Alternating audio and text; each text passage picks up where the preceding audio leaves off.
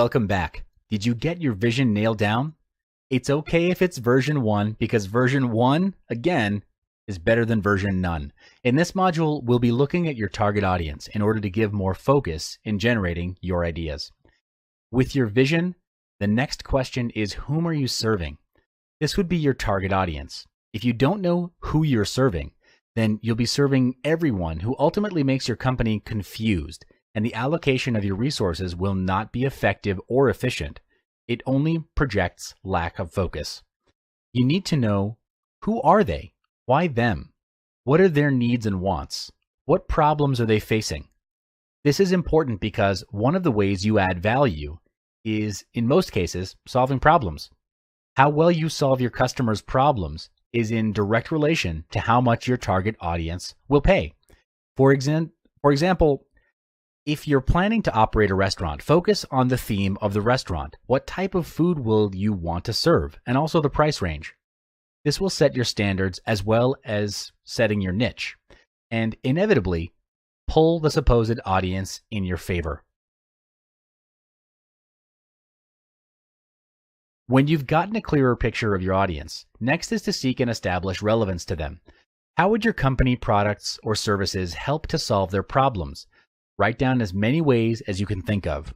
Those ways are now your prototype of your company, products, and services. Your next task is to then test it out and seek for proof of concept. You do this by selecting the one product that would solve the biggest problem of your audience. Put it out into the market by doing research and asking your audience if they would buy it and actually start selling it. Collect the money, and then you create the product.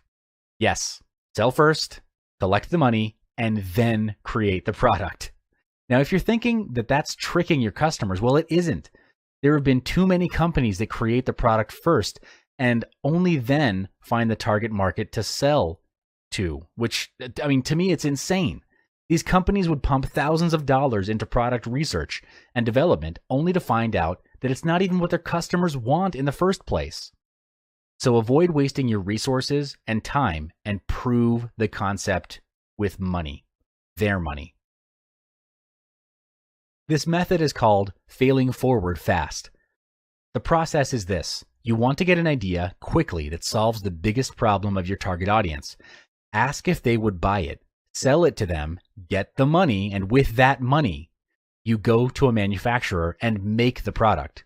Now, of course, you would have settled all the gaps required in between, like actually having a manufacturer on standby, a prototype product, a sales offer, discount for early buyers, and a registered company so that you're legal.